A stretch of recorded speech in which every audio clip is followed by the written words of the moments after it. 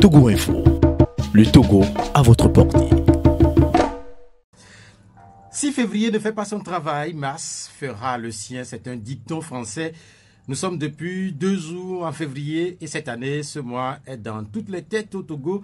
Ainsi en a décidé la loi fondamentale de la République. Le 22 février, plus de 3 millions de Togolais iront de nouveau dans les centres de vote pour se choisir un président au premier tour de l'élection présidentielle. S'ils n'y parviennent pas, mars se mettra alors en selle. Les électeurs reviendront départager les 2 meilleurs candidats. Mars aura fait alors le sien. Mesdames, Messieurs, bonjour et merci pour votre fidélité au D12 de Pyramide FM. Dans 20 jours, les Togolais ajouteront une importante page à l'histoire de leur pays dans les rôles respectifs d'électeurs, de candidats, d'observateurs ou d'agents de la CENI, de sécurité ou de la communication. Ces derniers, bien avant même l'ouverture de la campagne, tous les partis engagés dans la course au fauteuil présidentiel communiquent. Les médias traditionnels sont sollicités, tout comme les réseaux sociaux. La nouveauté cette semaine a porté les candidats dans les marchés. Jean-Pierre Fabré et Agbeyo Kodio ont emboîté les pas à Dr Georges Cuissan. Fonia Sibé n'est pas du reste. Le président candidat est allé lancer les chantiers de la reconstruction du grand marché de Lomé. La rocambolesque histoire de fin de vie du principal bâtiment d'Adaolato incendié ne va-t-elle pas se retrouver une nouvelle vie durant la campagne électorale? Celle-ci commence le jeudi prochain, mais mardi, les Togolais se rappelleront le décès du général Eyadema. 15 ans déjà que l'homme de Pia a rejoint ses ancêtres. Son ombre ne va-t-elle pas planer sur les opérations de charme des populations? En vérité, les Togolais aimeraient sans aucun doute que tous les jours au Togo soient un jour de campagne électorale. Depuis quelques semaines, des dons sont faits par ici, des promesses sont lancées par là. Divers programmes de développement sont rendus publics. Sans doute que les partenaires en développement du Togo doivent se frotter les mains. Ils doivent prier pour que toutes les professions de foi ne soient pas juste des paroles de candidats en campagne. Parmi les partenaires du Togo, le groupe des 5 dit sa préoccupation. C'est bien une formule connue, diront les acteurs. Ces derniers, tout comme l'ensemble de la communauté humaine, est bien préoccupé que la préoccupation du G5. Le coronavirus donne du tournis au plus puissant de la planète. L'un des plus petits éléments sur Terre, le virus fait des morts et crée la psychose débandade ou confinement. Selon que vous serez puissant ou misérable, les jugements de coups ne vous rendront-ils pas blanc ou noir? C'est un ancien ministre de la Santé qui est notre invité pour le compte du Parti uni, Charles Kondi Agba, le délégué national du mouvement des sages pour unir. Les numéros de l'émission 96 50 34 37 et 70 43 09 70. Romaric Freitas, c'est le technicien du jour. Monsieur le ministre, bonjour. Bonjour, monsieur Athiobé. Comment vous allez? Alhamdulillah, je vais bien. Je rends grâce à Dieu. Tout d'abord, ces cris de cœur des associations de la presse nationale. Les patrons de la presse au Togo veulent relever le niveau de vie des journalistes au Togo. De loin, quelle est l'image que vous avez du journaliste togolais? Écoutez, comparaison n'est pas raison. Mais je peux dire que je connais un peu le milieu de l'édition. J'ai écrit 2-3 petits livres. Je crois que vous aussi, vous êtes un auteur. Et vous savez toutes les difficultés que nous avons à d'abord fabriquer l'ouvrage et surtout à l'écouler. Alors chaque fois que moi je vois les journalistes chez nous ici, je me dis qu'il doit en avoir beaucoup qui tirent le diable par la queue. 1. Le Togolais n'aime pas beaucoup lire. 2. Le Togolais n'aime pas acheter le journal. Alors comment vivent nos journaux? Comment vivent nos journaux? Certes, il y a les pages de publicité, mais le journaliste ne peut pas vivre que de ça. Encore qu'il faut se méfier de toutes les publicités. Si vous ne voulez pas être taxé d'être enféodé à tel courant ou à tel autre, non, je sais que dans le milieu de la presse, il y a de la difficulté à vivre au jour le jour, je le sais.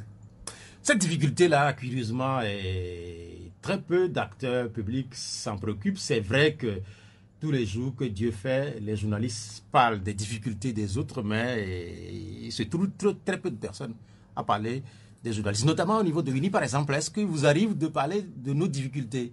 Bon, écoutez, nous soutenons un gouvernement. Et nous savons que nos gouvernements, dans chacun des budgets de l'année, dégagent une certaine somme, même si elle est modeste, pour soutenir la presse. Donc, le parti UNIR se préoccupe de la presse. Je peux le dire comme cela. Ceci étant dit, nous-mêmes, nous avons notre organe de presse, nous avons nos journalistes, que, ma foi, nous essayons d'entretenir tant bien que mal. On parle de presse de caniveau au Togo et cette presse, elle est vulnérable. Non. Comment la rendre beaucoup plus forte? Le terme n'est pas bien. Presse de caniveau, c'est pas bien. C'est ce que certains disent. Oh non. Faut pas exagérer. Écoutez, moi, dans la presse togolaise, je connais des gens, des titres qui sont très bien. Je connais des radios qui sont très bien. Ce n'est pas parce que je suis chez vous. Il est vrai que certains organes, quand même, mériteraient d'être un peu plus soigneux, tant au point de la diction que de l'expression. Quand nous lisons un journal, c'est pour apprendre. Quand nous lisons un journal, c'est pour nous former. Alors, si le journal lui-même est écrit dans un français approximatif, on n'y gagne rien. On n'y gagne rien. Non, je ne dirais pas que la presse au Togo est une presse de caniveau, mais je sais que aussi bien l'État que les patrons de presse eux-mêmes doivent faire encore plus pour que le journaliste togolais vive honorablement. Voilà comment je peux dire ça. Le journaliste togolais, malheureusement, a du mal à avoir, par exemple, à certains responsables de votre parti politique, notamment le président Faure Gnassingbé, en 15 ans de pouvoir. Je ne sais pas s'il a déjà accordé une interview aux journalistes togolais. C'est vrai qu'il a lancé par moment quelques phrases à l'endroit de la presse, aux sorties de la dernière cérémonie de son... qu'il a choisi. Oui, le jour même où nous l'avons investi. De l'investiture, oui. À part ça. Non, je ne sais pas. Chacun de nous a ses habitudes, n'est-ce pas? Disons qu'il n'a pas l'habitude de parler souvent. Ça lui est connu. Il n'a pas l'habitude, il ne parle pas beaucoup. Même si par ailleurs il agit, et il agit bien, il ne parle pas beaucoup. Alors, il ne parle pas souvent à la presse togolaise, à la presse nationale. Je vous retourne la question. Est-ce que la presse sait comment l'approcher? Est-ce que la presse saisit les moments idoines pour l'approcher et fait ce qu'il faut pour qu'il puisse... Parce que je peux vous assurer qu'il parle et parle bien quand il veut le faire. Donc, que la presse togolaise, que la presse nationale... Est-ce que ce n'est pas une réponse d'un cadre de parti uni, tout simplement? J'en suis un. Je ne viens pas chez vous en laissant mon habit de cadre du parti uni dehors. J'en suis un. Je ne le défends pas. Mais, je dis, le président Faure peut vous parler si vous savez comment l'approcher. Moi qui le vois un peu plus souvent que vous, je vous répète encore une fois que quand il ouvre la bouche pour parler, ça fait plaisir de l'entendre. C'est vrai que sans doute dans le cadre de ses activités liées à votre parti politique, il parle très bien. Et il lui est arrivé. Récemment, on l'a invité sur une tribune internationale. Il était question du franc CFA, il était question d'économie. Vous savez bien que c'est un économiste d'abord. Donc il a très bien parlé. Tout ce qu'il a dit, c'était à côté du président Macky Sall, était très bien dit. Ce qu'il y a, c'est que ça fait 15 ans, on a l'impression, peut-être que c'est juste une impression, on a l'impression qu'il y a une sorte de mépris vis-à-vis de la presse nationale. Vous avez de ces termes qui sont trop violents. Vous n'avez pas l'habitude de cela, M. Atiobé. Non, le président ne peut pas mépriser la presse de son propre pays.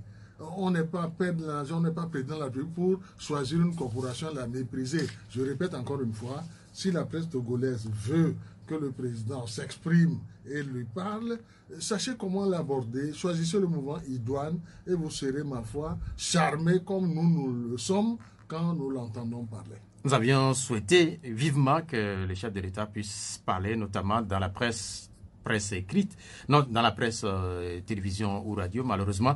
Qu'en 15 ans, ça n'a pas pu se faire. Est-ce qu'on peut parler d'échec en ce moment-là? Parce que pour les observateurs, c'est soit un échec... Non, est-ce que par ailleurs, vous l'avez entendu ou lu sous la presse étrangère? Si, M. Atiobé. Oui, plusieurs fois. Mais voilà, c'est bien ce que moi je vous dis. C'est pourquoi je parle d'un choix délibéré. Non, écoutez, que la presse togolaise s'organise, sache comment aborder et solliciter le président, et ma foi, il vous parlera longuement. Je ne peux pas dire plus que ça. Donc, on a compris, parce que ce n'est pas la première fois qu'on a ce type de réponse. On a eu les mêmes réponses venant d'autres acteurs. Bon, ça veut dire qu'il y a la même constance quand même chez nous, n'est-ce pas? De dire que le chef de l'État, il peut vous parler, il suffit juste que vous fassiez la demande. Les demandes ont été faites, malheureusement qu'il n'y a pas eu... Ne désespérons pas, M. Atiobé, ne désespérons pas. Ce dimanche, sans doute que vous revenez de la messe, parce que il y a beaucoup de messes ou d'offices religieux qui ont été organisés ce week-end. Vous revenez de la messe? Oui, tout à fait. De Clicamé? Oui, c'est Clicamé. Le Parti Unir a demandé une messe là-bas et nous étions plusieurs centaines de militants à assister à cet office. Nous avons demandé principalement aux créateurs que la campagne se déroule bien, que la campagne se déroule dans la paix, qu'au terme de cette campagne, nous allons à des élections apaisées. Voilà ce que nous avons principalement demandé. Évidemment, nous avons en même temps sollicité le créateur qu'il donne la victoire à notre parti et à notre candidat. Cela est évident. Vous n'avez pas été les seuls à organiser les offices religieux. Je rappelle que, outre la messe catholique, il y a également prévu un culte protestant, oui, et puis également une prière musulmane, notamment à Guenivé. Chez nous, nous sommes multireligions. Vous savez, c'est le même Dieu, mais nous avons plusieurs façons de l'adorer. C'est ce que nous faisons chaque fois. Vous l'avez fait ce dimanche. Hier, c'est le candidat Agbeome Kodjo également qui l'a fait au niveau de l'église Saint-Kizito. Est-ce que c'est déterminant tout ça? Si, vous savez, le peuple togolais est un peuple croyant. Le peuple togolais est l'un de ces peuples qui, dans les tout premiers mots, dans les toutes premières phrases de sa constitution, s'est mise sous la protection du Dieu créateur. Vous savez, donc nous l'avons dans notre texte fondamental. Nous croyons en Dieu et quand nous allons à un événement important comme celui-là, il est normal que nous sollicitions le secours du Seigneur pour que tout se passe bien. Oui, oui, oui. C'est bon, déterminant. Ceci étant, comme on s'est dit, Dieu saura choisir les siens. C'est comme ça que nous disons. Parce que nous sommes nombreux à le solliciter, mais lui, c'est lui qui sonde les cœurs et les reins. Il saura choisir ceux qui sont de son bord. Parce qu'à la vue de toutes ces images-là d'acteurs politiques qui, on le sait, se détestent, ils n'en ont pas peur des mots qui se détestent, soit ils sont du pouvoir, soit ils sont de l'opposition, avec leur grande simplicité, toute l'humilité devant les prêtres, on se croirait des enfants de cœur. Mais toutes ces folklores-là, est-ce que, comme dirait quelqu'un, c'est juste que le Togolais aime le folklore? Est-ce que c'est juste ça? Non. À Tiobé, là encore une fois, j'ai capté un mot qui me semble un peu trop dur. Est-ce que les Togolais se détestent? Est-ce que les hommes politiques se détestent? Est-ce que vous lisez ces derniers jours les réseaux sociaux? Bon, non. Par exemple, moi, je ne suis pas très friand des réseaux sociaux. Moi je parlerais même, au-delà même de se détester, je sens beaucoup de méchanceté sur les réseaux sociaux. Bon, si vous dites que entre les deux mouvances, les deux courants de l'opposition, ils ne se ménagent pas, c'est vrai. Mais dans le Parti uni, nous n'avons pas l'habitude comme ça de cracher sur l'adversaire. Moi qui vous parle personnellement, écoutez, je suis un ami, je le dis, du professeur Ninevi. Je suis le grand frère Apollinaire, je lui donne beaucoup d'estime. Agbeome Kodjo lui-même, que j'appelle Gabi, je le connais. Dans le civil, nous sommes des frères, nous nous connaissons, nous nous fréquentons. Évidemment, nous professons des politiques différentes. Mais ce n'est pas une raison pour se mépriser. Le terme, bon, en tout cas, moi, je ne dis pas qu'il me choque, mais je ne dirais pas que je méprise mes adversaires politiques. Non. Vous, particulièrement, vous ne le faites pas. Je vous invite aujourd'hui à lire un peu, ou à demander qu'on vous raconte un peu ce qui se passe sur les réseaux sociaux depuis quelques semaines. Ce n'est pas une bonne chose. Vous vous rendez compte qu'en réalité, les Togolais, il y a un problème. Non, ce n'est pas une bonne chose. Ce n'est pas parce qu'on va à une compétition électorale qu'il faut se... Parce que demain, nous serons toujours sur le même terrain. Demain, après l'élection, nous serons toujours Togolais, qu'on soit de tel bord ou tel autre. En tout cas, ce que nous apprenons, ce que nous pratiquons au Parti uni, ce n'est pas un mépris ou des insultes féroces contre l'adversaire. C'est vrai que nous nous préparons, nous nous battons pour pouvoir gagner, mais l'insulte n'est pas notre instrument préféré. Vous n'aimez pas les mots les plus durs, mais en fait, quand même aussi à uni, il y a un certain nombre de cas qui ont de ces types de mots. Quand je fais référence, par exemple, au ministre Bahara, on sait quand même qu'il ne fait pas dans la dentelle. Chez nous, nous avons plusieurs communicateurs et chacun a son style. C'est vrai que Bahara est un peu guerrier, mais ça vient peut-être de son ethnie aussi. Chercher un peu du côté de Naoudemba, du côté de Niamtougou, ce n'est pas des gens qu'on asticote facilement. On sait aussi que les Bassa sont des guerriers, l'histoire nous l'apprend, mais vous particulièrement... Je ne sais pas si vous employerez les mêmes mots. Monsieur Atiobé, je répète encore une fois, dans le Parti uni en général, même si vous me citez qu'il y a quelques exceptions, nous ne pratiquons pas la vindicte ou l'invective. Non. Ce n'est pas notre arme. La parole de Dieu dit, aimez-vous les uns les autres. Je crois que c'est ce qui a été répété une nouvelle fois aujourd'hui à Beklikame. C'est sans doute ce qui a été répété également à Doumassessé, à Kizito. Mais comment comprendre que les Togolais, moi je continue pas à le dire, Oui. ils ne s'aiment pas et comme le dit, comme le demande la Bible. Celui qui nous donne ce commandement lui-même sait que c'est très difficile. Aimez-vous les uns les autres comme je vous ai aimé. C'est ce que dit exactement la parole. Jésus lui-même, le Créateur lui-même, sait justement que ce n'est pas facile. C'est pourquoi il est venu sur terre nous apprendre, nous montrer d'abord comment aimer son prochain et nous dire que non, vous pouvez faire comme vous, comme moi. Je vais vous quitter, je m'en vais, gardez mon commandement, aimez-vous les uns les autres comme je vous aime jusqu'à ce que je revienne. Mais ce n'est pas facile.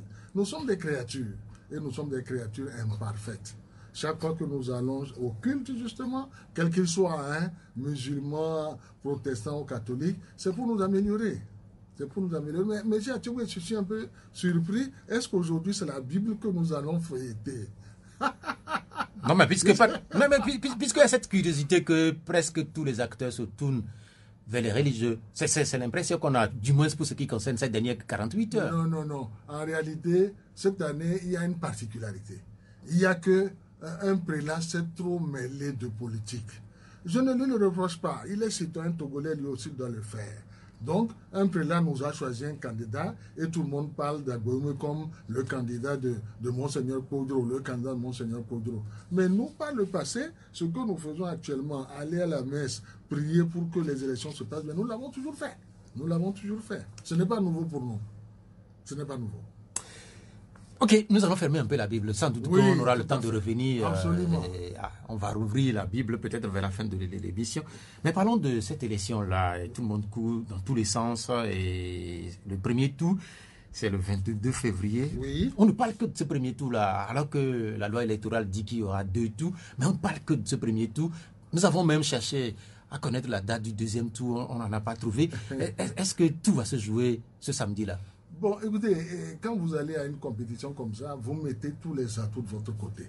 C'est normal, hein. Je peux vous citer ce dicton qu'on a dans tous nos dialectes. Ce n'est pas le jour où la chasse s'ouvre que vous allez rapidement aller acheter un chien pour le dresser. Au Parti uni, nous avons commencé la compétition il y a très longtemps. Mine de rien, en 2018 déjà, nous pensions à la présidentielle. Oui, puisque nous nous sommes battus pour avoir beaucoup de députés. En 2019, nous pensions aussi à la présidentielle. Lorsque nous avons fait tout pour que sur le terrain, nous ayons un maximum de mairies, de communes acquises à notre cause. Parce que qui dit commune dit électeur. Qui dit commune dit le pays profond. Donc nous nous occupons de cela il y a très longtemps. Et notre souhait, ce n'est pas de nous attarder à un deuxième tour. Notre souhait à nous, nous nous battons pour que dès le premier tour, notre candidat soit déjà largement élu. C'est ce que nous avons toujours eu dans ce pays, qu'il s'agisse de notre premier rassemblement ou du nouveau parti uni. Oui, vous avez raison de le dire, au Parti uni, nous savons, nous voulons, nous faisons tout pour aller vers un premier et unique tour. Est-ce qu'il est aussi populaire que ça? Est-ce qu'il est si aimé que ça, Fonia Singbe? Écoutez, à quel instrument de mesure nous allons penser? Moi, je prends celui qui est évident aux yeux de tout le monde. Quand nous avons été le 30 juin 2019 au cantonal, mais c'est le président Faure Gnassingbé que nous avons mis en avant avec ses réalisations, avec tout ce que le PND contient comme promesse. Et ma foi, sur les 117 mairies, nous en avons gagné 92 directement. Si nous ajoutons les partis qui nous sont alliés, nous approchons les 100 mairies. 100 mairies sur 117. Comment? Oui, le président Faure est aimé. Oui, tout le monde nous a suivis et a voté pour nous, pour nos couleurs, donc pour le président Faure. Oui, il est aimé, il est populaire. Je vous réponds qu'il est populaire. Parce que quand vous évoquez le premier tour, là, la démonstration que vous venez de faire, cette démonstration doit en principe conduire à une razzia si on est logiquement sur le terrain des calculs. Monsieur Athiogbe, je vous donne rendez-vous au soir du 22. Les premières projections vous montreront que nous ne serons pas loin de la razzia que vous avez évoquée vous-même. Tout ce qui se passe dans ce pays sur les 3 dernières années, avec la crise qu'on a connue en 2017 et 2018, les résultats des élections municipales, les résultats des élections législatives, ces résultats ont apparu à un moment donné comme une forme de curiosité. Pourquoi curiosité? Vous savez, quand vous êtes un grand parti comme nous le sommes, il arrive parfois que vous soyez surpris par une préparation minutieuse de l'adversaire. Disons que la crise de 2017, d'août 2017, nous a un peu pris par le coup, la violence avec laquelle l'adversaire est venu. Mais depuis, les grands partis, c'est notre propriété, ça, c'est de pouvoir se réorganiser. C'est de pouvoir se réorganiser. Ce qui fait qu'au sortir de la crise de 2017, nous sommes en 2018, lorsque la feuille de route est sortie et que les élections étaient pour le 20 décembre, tous ceux-là qui ont provoqué la crise de 2017, où étaient-ils? Ils ont disparu. Certains d'entre eux sont partis à l'extérieur du pays. Les partis eux-mêmes, à l'intérieur, se sont fractionnés. Nous avons entendu dire que le numéro 2 du parti a été exclu. Ceux-là même qui ont créé la crise, eux-mêmes se sont effrités. Forcément, ils nous ont laissé le terrain libre. Ce n'était pas une curiosité. C'est la réalité que cette élection a montré. On sait que, quand je parle de curiosité, on sait en Afrique, le vote est aussi ethnique. Vous savez, le mouvement dont vous faisiez allusion, ce mouvement a été mené dans une certaine majorité par une ethnie donnée, vous le savez. Bon, tout le monde le sait. Oui, et on sait que c'est des alliés naturels, c'est des alliés dans une certaine mesure du parti au pouvoir, globalement, oui, dans la région de Sokodé. Vous avez dit Sokodé. Oui, dans la région de Mango. Je peux vous assurer que moi, j'en reviens. J'étais à Sokodé. Nous avons été battus le rappel de nos militants. Ils sont sortis en masse pour dire d'une telle voix, notre candidat sera Faure Gnassingbé. Nous sommes partis dans les savanes. Je peux vous assurer que mes frères Tchokossi de Mango, quand je dis mes frères Tchokossi parce que j'y ai grandi, mon père était vétérinaire à Mango, je connais bien tous les politiciens de Mango. Eux aussi sont venus massivement d'Aparon, où les militants de la savane se réunissaient. Eux aussi ont appelé à voter pour le président Faure. Non, le vote est ethnique, vous pouvez le dire pour certains partis, mais pas pour unir. À unir, nous sommes partout présents. Nous ratissons partout. Vous partez des lacs, nous avons des maires là-bas.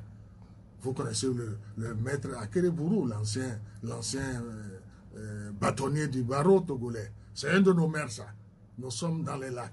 Vous allez à Tchébio, vous allez dans le Cloto, vous allez à Kbélé. La présidente de l'Assemblée, c'est unir ça. Jusque dans le nord là-bas, je prends Mango. C'est à Mango que nous avons pris le délégué national de toutes les zones du Togo. C'est le fils de Nachaba. Quand on dit Nachaba ici, tout le monde sait de qui il s'agit. Non. S'il y a des partis qui sont ethniques, s'il y a des régions du Togo où on vote ethnique, ce n'est pas le cas chez UNIR. Donc, vous ne craignez pas des répercussions, par exemple, venant des milieux Tchokossi, des milieux Tim, parce qu'on continue pas dire que, par exemple, dans la région de Tchaoudjo, la traque à l'homme Kotokoli, que cette traque continue. Non, c'est faux. Si vous voyez des militaires à l'entrée du pays Kotokoli à Sokodé, c'est pour protéger les populations de Sokodé elles-mêmes contre elles. C'est pas pour faire des exactions. Pas du tout. Parce que nous savons qu'au cours de ces événements, justement, certaines armes de guerre ont disparu. Et l'armée continue à chercher ces armes. Alors donc, il faut fouiller, il faut regarder ce qui entre, ce qui sort, pour pouvoir essayer de récupérer ces armes-là. Mais, je vous assure, au soir du 22, je ne sais pas où je serai, nous nous retrouverons, vous verrez le taux que UNI va faire à Sokodé, vous verrez le taux que UNI va faire à Mango. Non, ces deux villes restent des fiefs du parti UNI, je le redis. Quand vous dites que vous allez gagner au premier tour, quels sont vos arguments? Qu'est-ce que vous allez dire? Qu'est-ce que vous dites déjà aux populations? Nous n'avons pas besoin de... Nous ferons campagne. C'est normal. La Constitution nous donne ce droit-là. Pendant 14 jours, nous aussi, nous allons agiter le pays. Nous allons mettre le pays en fête. Mais, je répète encore une fois, ce n'est pas le jour de la chasse qu'il faut choisir son chien. Si vous attendez seulement les 14 jours de la campagne pour vous faire connaître, oui, parce que certains candidats ne sont pas connus chez moi. Ils viendraient à Kabou, on les regarderait de façon bizarre. Vous faites allusion à qui, par exemple? Non, je ne dirai aucun mot. Ils sont 7, choisissez celui que vous voulez. Mais nous, notre candidat, nous, est connu partout. et nous avons commencé à parler de à préparer cette lettre. Ce n'est pas aujourd'hui. Regardez tout ce que le président Faure a fait. Regardez ce que le président Faure a fait pour les femmes, pour les jeunes, et vous additionnez tout ça, c'est ça qui nous donne cette certitude que dès le premier tour, notre candidat va récolter le fruit de tous ses efforts et sera élu de façon éclatante dès le premier tour. Quand vous dites qu'il est connu partout, Oui. connu toujours en bien partout? Non, écoutez, ça aussi, vous vous adressez au délégué national des sages. Nous avons beaucoup vécu, nous avons beaucoup vu. Nous avions un président ici, le père de la nation, le président Yadema, et tout le monde criait Yadema, Yadema, Okwela, Noazipe, a dit, mais nous sommes sortis de ça, nous ne croyons plus à des choses comme ça. Nous ne croyons pas que 100% de la nation vous aime, c'est faux.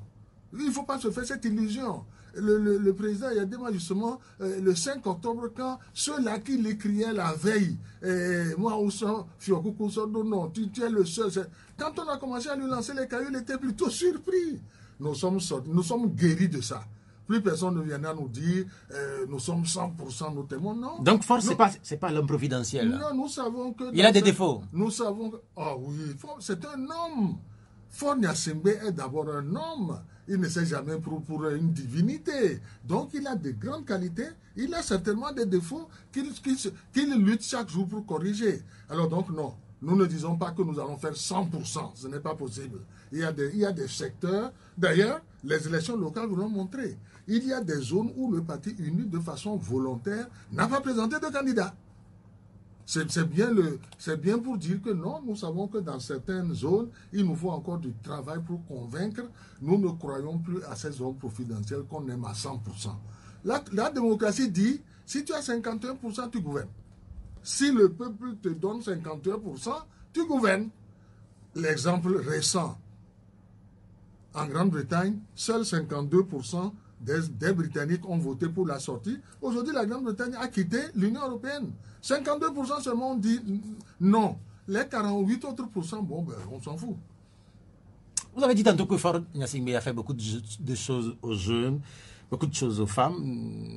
Nous reviendrons dans les détails sur ce qu'il a pu faire dans les différentes zones. Comme vous le voulez. Mais il y a une question fondamentale. Oui, en 2005, quand il était là, Faure Gnassingbé, et ça fait 15 ans aujourd'hui, la question c'était sur la réconciliation. Parce qu'en 2005, les Togolais étaient apparus très divisés. Je crois que c'est sur votre chaîne ici, à moins que ce soit ailleurs. Le mot réconciliation, nous l'avons découvert en 1963. 63. Les élections de l'indépendance de 58 venaient de se passer. Au bout de 5 ans de règne, le parti CUT s'est effondré. Il y a eu le coup d'État et tout le monde sait que malheureusement, le premier président de la République togolaise a perdu sa vie à ce moment-là. Et puis, l'armée a pris le pouvoir, qu'elle n'a pas gardé longtemps. Dès le 3e jour, Bruniski a été rappelé aux affaires avec Meachi. Vous savez bien que 4 ans après, il a fallu rebattre les cartes parce que les militaires, en remettant le pouvoir aux civils, pensaient que ça allait aller, mais ces deux-là se sont épuisés en une bataille d'hégémonie. Tous ces termes-là sont historiques. Ce n'est pas moi qui les invente. Et c'est depuis 1967 que nous avons découvert le mot réconciliation parce que le gouvernement qui a été mis en place, dirigé par Dadjo, s'appelait le Comité national de réconciliation. Moi, je parle de plus près à la réconciliation. C'est pour vous dire justement après que les événements la réconciliation, il y a longtemps qu'on la cherche. On ne l'obtiendra jamais un jour à 100%. Chaque jour que Dieu fait, il faut lutter pour qu'elle soit de plus en plus parfaite. Voilà là où je voulais en venir. Pour dire qu'il ne faut pas parler de réconciliation maintenant et dire Faure n'a rien fait pour la réconciliation. Ce n'est pas vrai.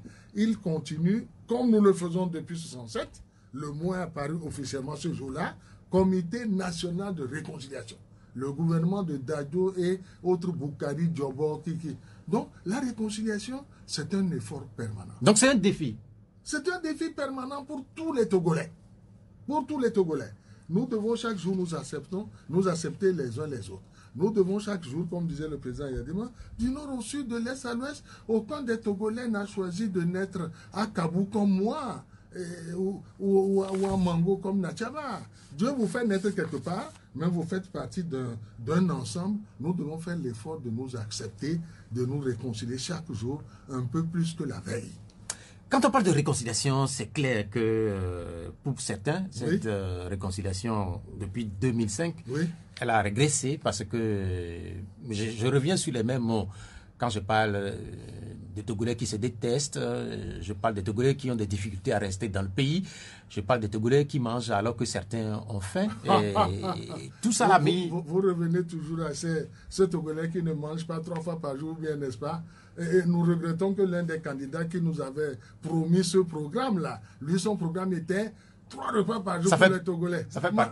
Les 3 repas font partie de son programme. Malheureusement, il n'a pas bien préparé son propre dossier. Malheureusement, on a dû le recaler. Non, écoutez, quand vous choisissez seulement 2005 pour dire que c'est depuis 2005 qu'il n'y a pas réconciliation dans ce pays, non, je ne pense pas. Parce que ce qu'on a connu en 2005, on n'a jamais connu. Sinon, ce qu'on a connu en 2005, on ne l'a jamais connu. La CVJR n'aurait pas fait un travail depuis 1958. Quand la CVJR est venue pour que vérité et réconciliation, on lui a dit, c'est depuis 1958 que les choses se sont gâtées dans ce pays. Professeur, vous n'étiez pas encore né. Je suis d'accord avec vous. Vous n'étiez pas encore né. 1958, moi je connais, je peux vous en parler en long, en large et même en travers. Donc en 1958, c'est des violences dans les mêmes dimensions que 2005? Elles étaient pires.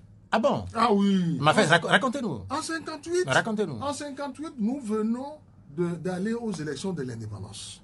Et l'indépendance nous était promis 2 ans après. En tout cas, quand Ablodé a fait campagne, c'était Ablodé Badia. Tout de suite, nous allons avoir l'indépendance. Avec ce slogan, ils ont pu vaincre ce que nous appelons le papier rouge, c'est-à-dire le papier de Bruniski. Mais quand les élections de l'indépendance ont été faites, que le CUT a eu la majorité à l'Assemblée nationale, qu'est-ce qu'on n'a pas fait? Première action, on est parti jusque dans tous les villages destituer les chefs cantons. Qu'est-ce que les chefs cantons ont à voir avec les élections de l'indépendance? Dans mon village à moi, à Kabou, je vous parle de ce que je sais, personne ne me l'a raconté. On a vu des jeunes du CUT venir dans la cour du chef canton et avec des haches abattre le porte-drapeau, le mât, pour le transporter dans leur quartier à eux.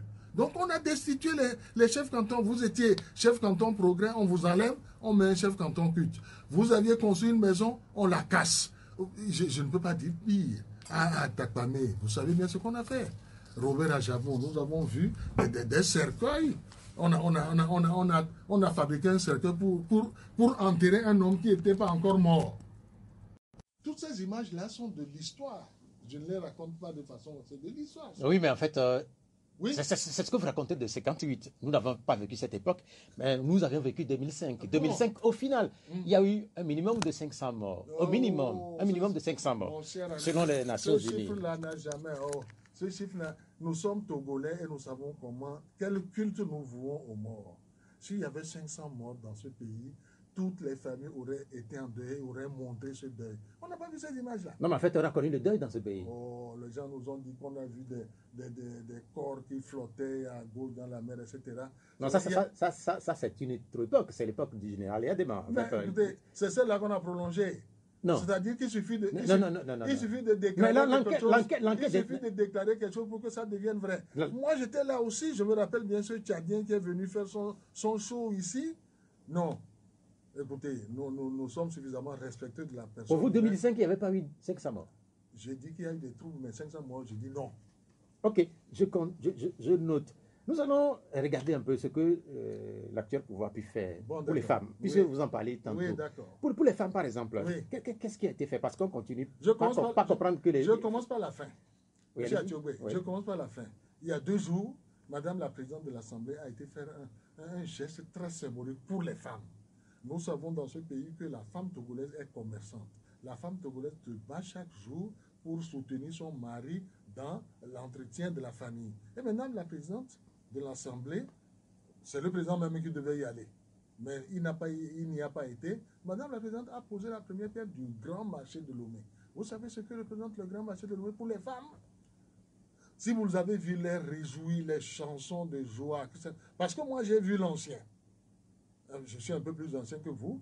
Le président Olympio avait eu l'idée du premier grand marché d'Adaoulato. Il est mort trop tôt. C'est Bruniski qui a bâti le marché d'Adaouloto, celui qui a brûlé. Moi, j'étais lycéen à Bonnecarrère, donc j'ai vu ça. Et je vous assure que c'est un pôle commercial extraordinaire. C'est le grand marché qui a fait connaître la marchande togolaise qui a fabriqué nos nanabins. Et quand il a brûlé, malheureusement, c'est tout un pan de notre histoire, c'est tout un pan de notre légende qui s'est effondré. Alors donc, le président Faure Gnassingbé dit, on a fait des plans, on a choisi un modèle, on a rassemblé des fonds, il va rebâtir le marché d'Adaouloto. Mais c'est extraordinaire, ça, pour l'être. Non, mais en fait, oui, c'est vrai que c'est extraordinaire. Mais l'histoire de ce marché-là, cette histoire, la fin, elle est triste. Oui, parce qu'il y a eu des incendies. Aujourd'hui, on ne sait pas qui a brûlé ces marchés-là. Écoutez, c'est pas au Togo seul que l'enquête dure longtemps. On finira bien par connaître le fin mot de l'histoire. Mais nous n'allons pas attendre tout ce temps avant de redonner aux femmes leur instrument de travail. C'est pourquoi nous remettons sur chantier un nouveau marché. Moi, j'ai vu la maquette, j'ai écouté les explications comme vous. Alors, en dehors de ce dernier acte, c'est le plus récent, regardez ce que Faure Gnassingbé a fait pour la femme en ce qui concerne ce que nous appelons la finance inclusive. Où une femme qui n'avait rien entre les doigts, on lui donne un minimum. Ils sont de 15 000 là. Non, 30, au moins 30. Au moins 30. 30 000. C'est déjà beaucoup. Moi, chez moi, les femmes, je parle de ce que je sais. À Kaboul, la femme paysanne, mais 30 000 francs, c'est une fortune. Elle vous fait fructifier ça. Elle vous rembourse, elle est contente de cela. Est-ce que ça aussi, ce n'est pas un échec du régime? Pourquoi? Non, mais en fait, quand vous parlez de 30 000 CFA, 30 000 CFA, en réalité, c'est rien du tout. Monsieur Atiogbé, il vaut mieux 30 000 CFA que 0 francs CFA. Il vaut mieux cela. La femme, on lui donne un petit coup de pouce. On lui donne un petit coup de pouce pour qu'elle puisse démarrer et faire fructifier son intelligence. Mais 30 000 francs, ce n'est pas beaucoup. Multipliez ça par le nombre de femmes, M. Atioubé. On a vu aussi les ressources dont dispose le Togo. Quand on parle de 30 000 francs CFA, parce que pour vous, le Togo c'est le Crésus. Non, mais en fait, est-ce que. mais relativement, ce pays est riche. Ah, ça c'est bien. Ah, ça, je vous prends au mot. Le Togo est un pays riche. Je dis relativement, ce pays est riche. Qui l'a rendu riche? Non. Oui, mais en fait, oui, naturellement. Qui l'a rendu riche? Monsieur le ministre, naturellement. Et Yadema l'a rendu riche. Non, mais je ne parle pas d'Yadema. Nous avons naturellement le port de Lomé. Nous avons naturellement le phosphate. Je vous prends au mot. Nous avons naturellement un certain nombre de. Monsieur Atioubé, je vous prends au mot. Avant 68, il n'y avait pas de port. Avant 68, il n'y avait pas de port. C'est l'avantage que j'ai sur vous, ça. Moi, j'ai arrivé à Lomé en 56. J'ai donc vu le WARF. Le WARF avec tout ce qu'il fallait pour transporter les passagers dans des paniers, les dépôts. C'est en 68 que Yadema a inauguré le port de Lomé. 68. Je me rappelle bien que lycéens, nous avons suivi la voie de chemin de fer jusqu'à aller découvrir cet instrument. Alors donc le port de Lomé, c'est Yadema. 68. Depuis, nous l'avons amélioré. Est-ce que vous avez vu récemment, en 2014, le président Faure Gnassingbé a ajouté un 3e quai au port de Lomé. 450 mètres de quai avec une profondeur d'eau de 17 mètres. Vous savez... Monsieur Atioubé, quand vous dites le port, je vous ramène à Yadema et à Faure Gnassingbé. Moi, je ne sais pas. Puisque même si on n'a pas Yadema, il y aura le port. Parce que nous avons quand même cette façade maritime qui sera sans doute utilisée pour avoir un port. Le tout n'est pas d'avoir une façade, mais encore faut-il s'investir, réfléchir, trouver des partenaires pour bâtir cet instrument. Aujourd'hui, nous avons ce port-là. Nous avons l'aéroport de Lomé. Vous me parlerez également de Faure Gnassingbé. Nous avons toutes les ressources minières que nous avons. C'est bien. Oui, malheureusement, le Togolais, il demeure pauvre, relativement. Le Togolais, il demeure pauvre. Alors, moi, je suis pris dans un dilemme. À l'instant même, c'est vous-même qui m'avez dit, on ne donne que 30 000 francs à la femme, le Togo est riche. Maintenant, vous me dites le Togo est pauvre. Je ne sais pas ce que je dis. Le Togolais, il est pauvre. Le Togolais, il est pauvre. Mais le Togo lui-même est riche. Il est riche. Le pays est riche. Ouais. Ah, ça, je partirai de cette émission vraiment agrandie. Le pays, le Togo est riche. Oui. Ce qu'il nous faut maintenant, c'est peut-être mieux partager, c'est peut-être mieux rétablir l'équilibre entre le haut et le bas. C'est un effort de tous les jours, ça. Et ça, il faut le reconnaître, ce mérite-là, Faure Gnassingbé, il avait à un moment donné fait ce constat qu'il y a une minorité qui s'accapare de la plus grande partie des ressources. Je suis médecin, vétérinaire.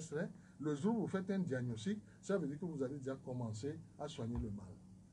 Dès que vous faites un diagnostic, le fait d'avoir dit ça ça veut dire qu'il sait ce qu'il doit faire pour rétablir un peu les choses, pour qu'il n'y ait pas un trop grand dénivellement entre ceux qui sont en haut et ceux qui sont en bas. Mais curieusement, ce constat a été fait en 2013, si ma mémoire est bonne. Oui. Mais les derniers classements liés à l'indice de développement humain, ces derniers classements-là ne sont toujours pas favorables au Togo. Le Togo est classé parmi les derniers pays du monde. Non, on ne peut pas dire ça. Il y a beaucoup derrière nous. Hein. Non, mais en fait... Regardez bien.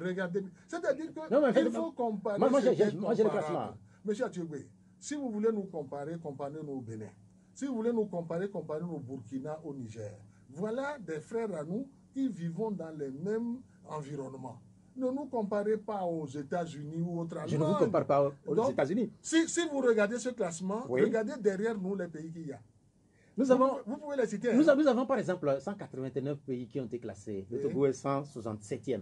Ça veut dire que nous flirtons avec les derniers de la classe. Et derrière nous, il y a qui? Non, derrière nous, c'est que des pays comme la Somalie. Oh non, c'est pas vrai. Des pays qui sont relativement en guerre. Non. Regardez mieux. D'ici la fin de l'émission, je vous donnerai le classement et les tout derniers qui sont derrière. Je vous mets au défi de cela, de sortir ce classement, de me donner le rang du Togo et de mettre combien de points le Togo a gagné depuis le précédent classement et surtout, quels sont les États qui sont encore derrière nous. Voilà. Nous venons de passer avec vous 45 minutes et nous sommes... Le temps a passé très vite. Très vite. Mais est-ce que nous avons tout dit? Non, nous vous avons encore 45 minutes encore. Bon, puisque les auditeurs vont participer à l'émission à partir de cet instant. C'est pourquoi nous allons faire ce break-là. Je vous rappelle que nous sommes regardés un peu partout dans le monde. Et on vous salue du côté de N'Djamena où quelqu'un nous regarde. Il y a d'autres qui nous regardent du côté de Bruxelles. Nous sommes écoutés un peu partout à Lomé également et dans les régions environnantes. Nous allons avoir les auditeurs qui sont en ligne. Nous aurons également les questions qui sont laissées sur notre page Facebook. Il y a d'abord cette question de Hyacinthe Oguki. Atakpa, il parle de 4e mandat. Entre-temps que vous étiez venu ici, vous aviez parlé d'un premier mandat parce que la loi... Oui. Est-ce que ce n'est pas plus un 4e mandat? Non. Je répète encore une fois, ils sont 7 candidats. Les 7 candidats que nous voyons en compétition vont tous faire leur premier mandat. Parce que ce n'est pas nous qui l'avons décidé ainsi. Il y a jurisprudence internationale. Lorsque vous avez une loi fondamentale, lorsque vous avez une constitution et que pour une raison ou pour une autre, vous l'avez modifiée, la forme de l'État recommence à zéro. Je répète encore une fois, comme nous avons... Avant, il n'y avait pas de limitation. Avant, il n'y avait qu'un seul tour pour être président. Dès l'instant que nous avons modifié fondamentalement la loi fondamentale, eh bien, nous repartons à zéro. Tous les candidats, s'ils gagnent, font un premier mandat de 5 ans. Mais vous n'enlèverez pas quand même dans la tête des Togolais que l'actuel chef de l'État va démarrer, si éventuellement il gagnait, son 4e mandat. Oui, mais ce qui s'est passé avant, c'était l'ancienne constitution. Moi, je parle de la nouvelle. Bien, merci. Vous allez... Je vais prendre un casque. Votre casque là. Bien. Oui. Et le téléphone, nous allons commencer par insérer les auditeurs. Allô? Allô? Bonjour. Bonjour, monsieur Sierra. On vous appelle comment? C'est Taoufik. Oui, Taoufik, vous êtes en direct, allez-y. Je salue l'invité. Monsieur Taoufik, bonjour. La loi togolaise, ou bien la constitution prévoit que le président de la République rende compte au peuple devant les députés au minimum ou bien au moins une fois l'an. En 15 ans, combien de fois le président de la République a rendu compte à l'Assemblée nationale? Monsieur le ministre.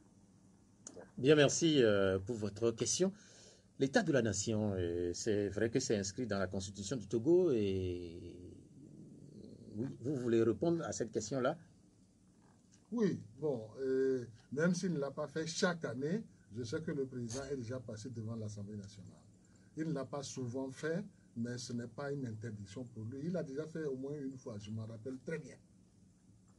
C'est tout ce que j'ai à dire. Donc c'est un choix? Non, de le faire ou de ne pas le faire? Ce n'est pas un choix.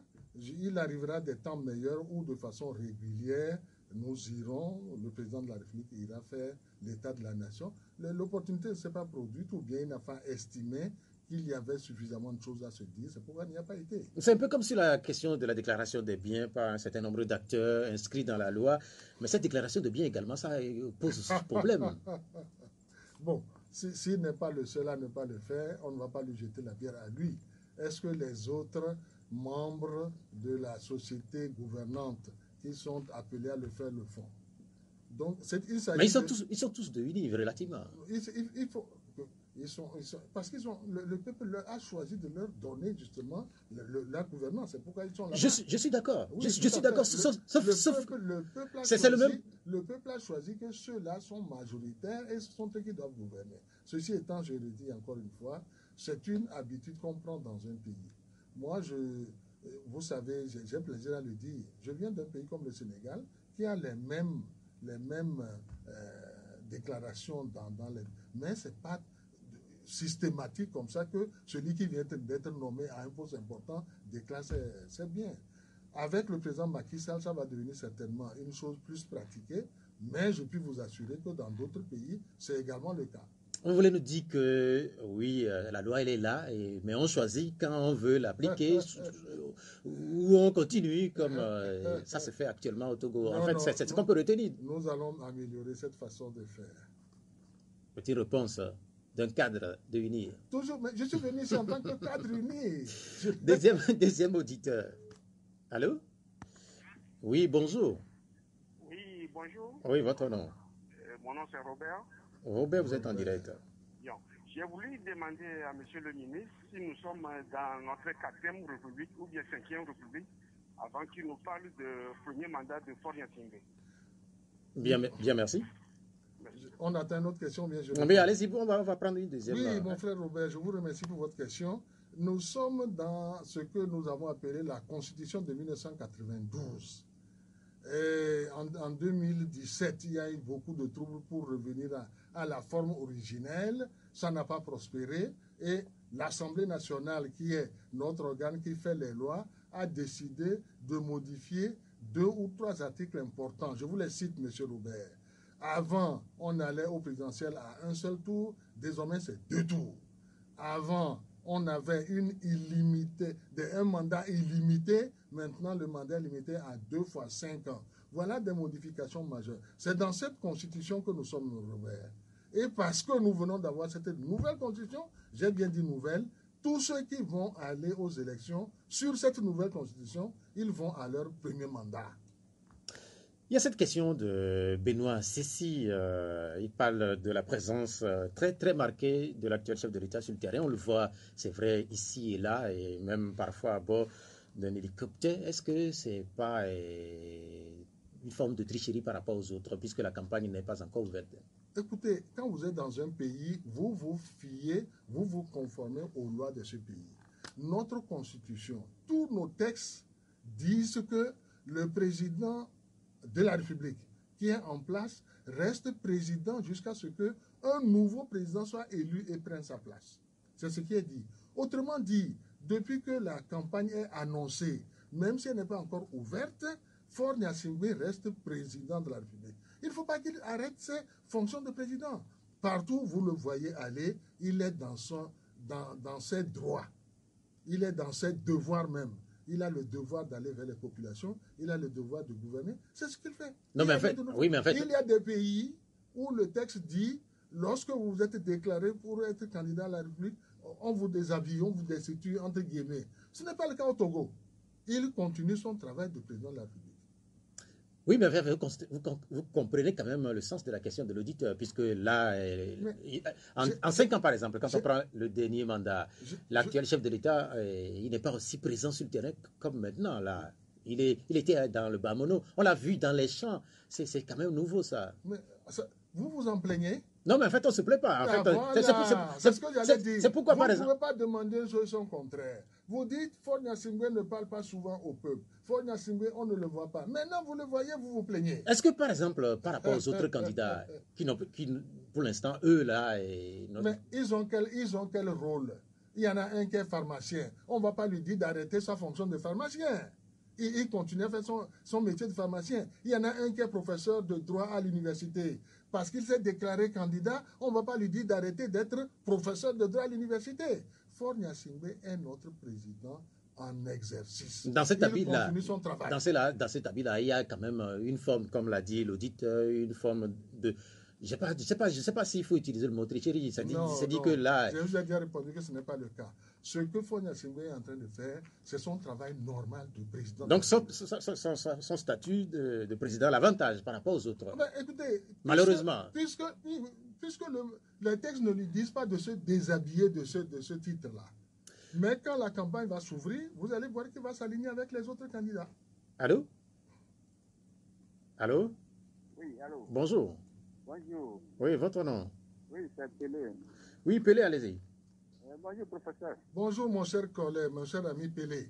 Oh, Monsieur Pierrot, je voulais dire à part parce que quand M. Jacques Condé est arrivé, c'est que les RPTV nous offrent de bonnes choses. Donc, bon, écoutez, monsieur Pelé, vous vous trompez peut-être d'époque. Je suis venu au nom du parti Unir. Le RPT, nous avons dissous le RPT depuis un 12 avril et ça s'est fait à Blita, j'y étais. Voilà. Maintenant, depuis 12 avril, 14 avril 2012. Oui. Depuis ce jour, 14 avril 2012, c'est en 2018 que vous avez élu le président de ce parti. Non, non, non. Pourquoi 2018 Oui. Pourquoi vous dites 2018 C'est quand le congrès qui a été fait, Octobre 2017. Je vous rappelle. 2017, okay. Octobre 2017. Autant pour moi. Oui. Pourquoi ce délai-là? Dans toutes les régions, il y avait le vice-président dans toutes les régions, sauf région Kara. Pourquoi? Bon, monsieur Pelé, oui. Est-ce que vous êtes membre de UNIR? J'aimerais être membre de l'UNIR si vous fonctionnez bien. Ah, bon. Non, en fait, sans doute qu'il a une...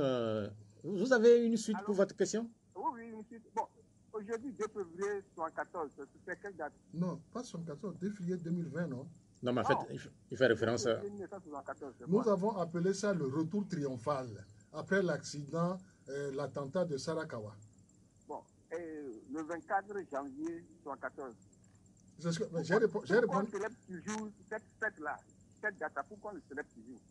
Est-ce que celui qui a fait l'accident, il devient encore président? Non. Bien, merci Pelé. Pelé, vous allez raccrocher, il va réagir à vos préoccupations. Monsieur Pelé, vous savez, il y a des dates qui font date. Je répète bien comme ça, des dates qui font date. Non, c'est bien dit même. Dans l'histoire d'un pays. Il y a des dates qui font date. Voilà, qui font des dates. Nous considérons le 24 janvier comme une des dates où le colonialiste, en voulant garder nos ressources minières, le phosphate, on voulait nous tuer notre président. Cet attentat de Sarakawa a été le début de ce que nous appelons la libération économique du pays. Pourquoi vous ne voulez pas que chaque année, nous nous rappelions avec émotion de ce qu'il y a des gens qui sont morts et le président lui-même a failli perdre sa vie parce qu'il a dit une société qu'on appelait CTMB, c'est pour nous les phosphates. On crée une société pour exploiter le phosphate et le pays qui a le phosphate n'a que 1% du capital de la société. Vous trouvez ça normal, monsieur? Alors, le président Yadema patiemment va de 1 à 19, de 19 à 35, de 35 à 51%. Et le colonialiste n'a pas voulu ça, l'impérialiste a voulu le tuer pour qu'il s'arrête là-bas et surtout faire peur au prochain président de la République pour dire ne touchez pas au phosphate, sinon vous allez connaître le sort qu'a connu Yadema. Monsieur Pelé, voilà pourquoi la date du 24 janvier nous reste chère. C'est vrai que cette date continue par faire polémique, y compris la date du 2 février, parce que ça fait un bon bout de temps, on n'en entend plus parler. Et subitement, il y a ce communiqué signé du ministre de la Sécurité qui indique que ce soir, ce 2 février, il va y avoir des feux d'artifice qui seront tirés dans les environs de l'hôtel 2 février. C'est curieux ça, parce qu'on n'en entend plus parler le 2 février. Monsieur Atobé, je suis à l'aise, donc tout ce que je vous dis, vous comprenez que nous sommes nombreux à le partager. Il y a donc une large part de la population qui continue à se rappeler avec émotion du 24 janvier. Et comme vous le dites, l'administration elle-même veut marquer aujourd'hui à l'hôtel qui porte le nom de ce retour triomphal-là, l'événement du 2 février. Moi, ça ne me donc, choque pas. donc vous comprenez ceux qui disent qu'on n'a pas vraiment changé. J'ai vu certains qui continuent pas à dire RPT uni parce qu'ils font référence à toutes ces célébrations. Le Togo n'a pas changé. Est-ce que nous sommes revenus au phosphate là-bas, nous sommes revenus aux 19% qu'on avait en 70? Si nous étions revenus en arrière, oui. Mais tous les acquis que nous avons eus pour cette société-là, nous aimons bien célébrer les dates qui nous ont permis de faire ces progrès. Quand vous dites que le Togo n'a pas changé, moi ça me gêne un peu parce que à l'entame de son mandat, Faure Gnassingbé il avait dit quelque chose que beaucoup de Togolais avaient applaudi. Lui c'est lui, moi c'est moi. Cela supposait que le Togo allait changer avec Faure Gnassingbé. C'est la question, c'était pour répondre à la comparaison entre sa façon de gouverner à lui et la façon de gouverner du père de la nation.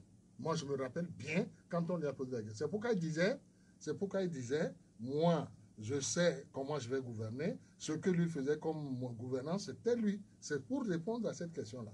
Ce n'était pas pour dire qu'on changeait le Togo. Allô?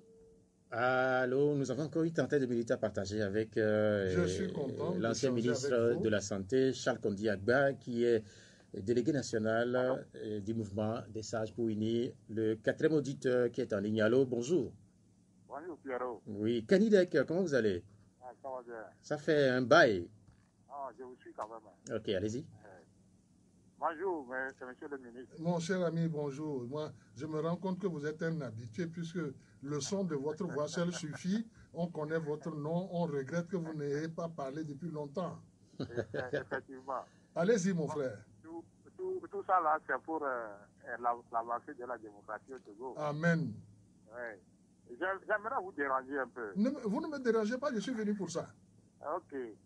Il y a 7 ans, le marché de Lomé a été brûlé. Oui. Et c'est après 7 ans qu'on vient poser la première pierre. Oui.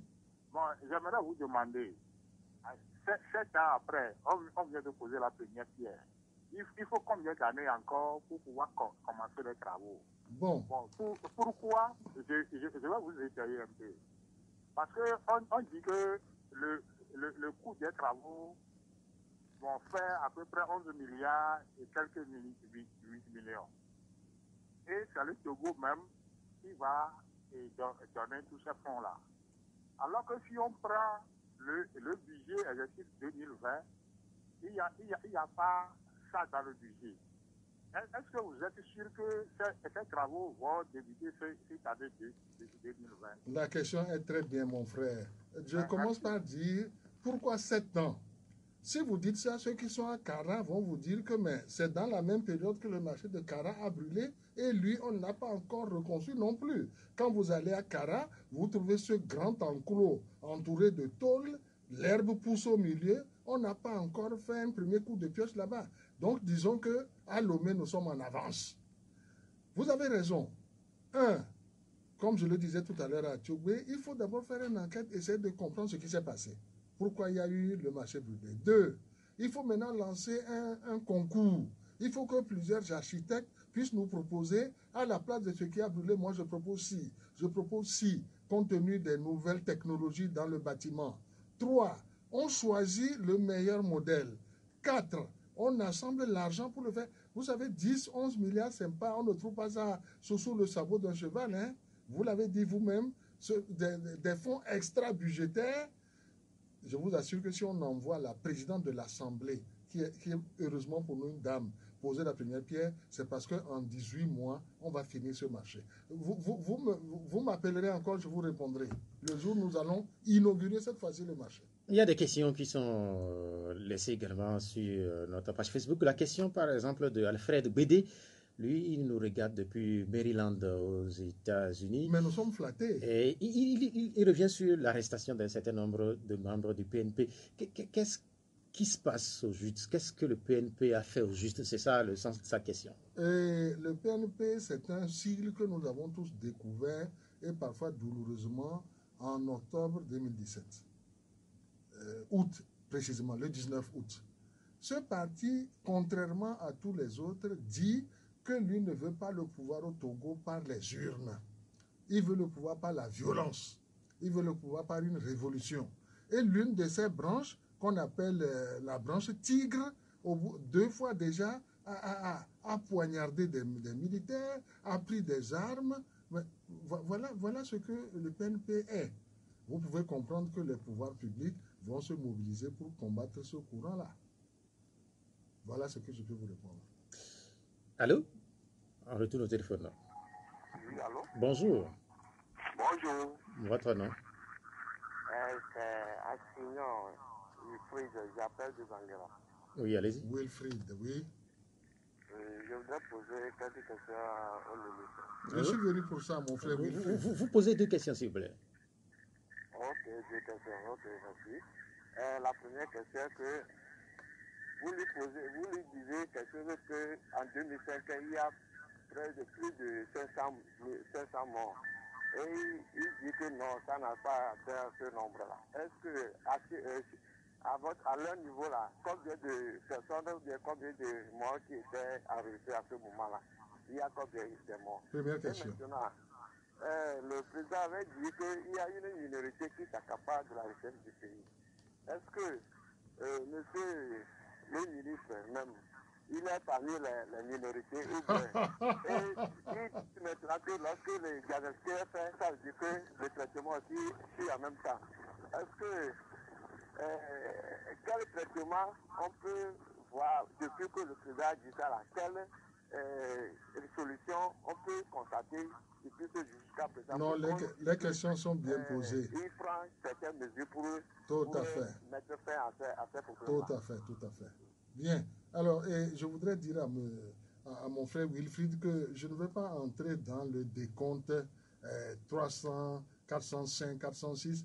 Je dis que dans notre vie togolaise, s'il y a un seul mort, c'est déjà trop. Il ne faut pas que les luttes politiques se terminent par des morts. Un seul même, c'est déjà trop. Mais je répète encore une fois, nous n'avons jamais été convaincus, nous, que les troubles de 2005 ont fait plus de 500 morts. C'est des chiffres qui sont excessifs. 2. La minorité. Tout à l'heure, M. Atiogbé nous a parlé largement de cela, si vous nous avez écouté.